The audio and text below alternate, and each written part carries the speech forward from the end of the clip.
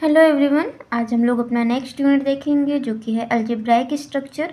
Algebraic structure में सबसे पहले एक पॉइंट यूज होता है जो होता है बाइनरी ऑपरेशन।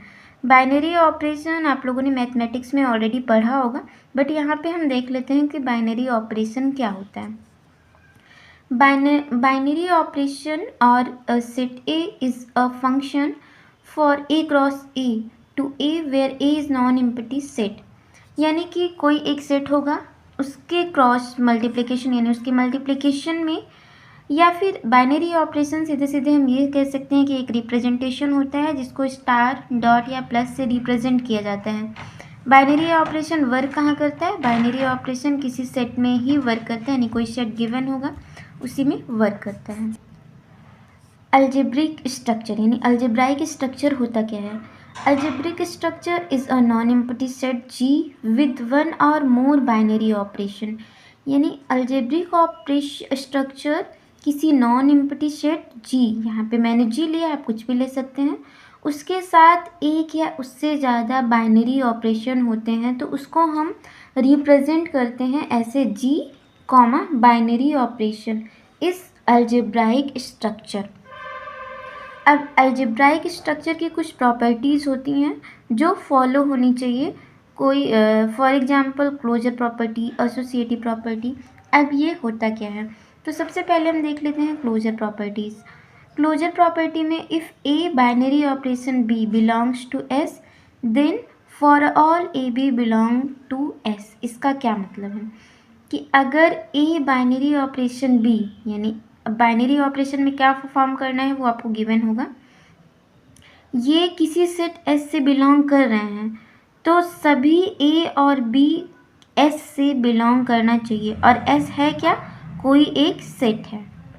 नेक्स्ट प्रॉपर्टी है एसोसिएटिव प्रॉपर्टी। एसोसिएटिव प्रॉपर्टी क्या होती है कि a binary operation b binary operation c is equal to A binary operation b binary operation C.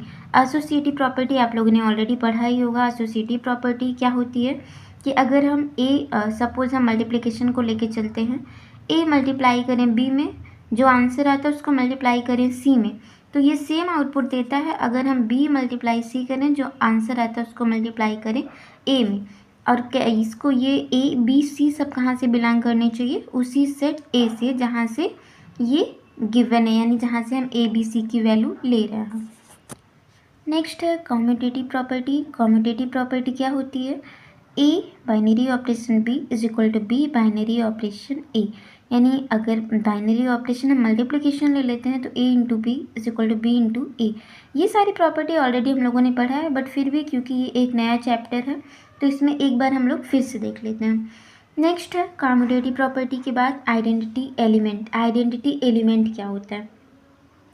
Identity element अगर हम ई से लेके चलते हैं तो कोई वैल्यू ए को ई इसके साथ बाइनरी ऑपरेशन करेंगे, यानी आइडेंटिटी एलिमेंट, तो वो ए ही आना चाहिए। तो उसके लिए अगर मल्टीप्लिकेशन है तो मल्टीप्लिकेशन के लिए आइडेंटिटी एलिमेंट क्या होता है? 1।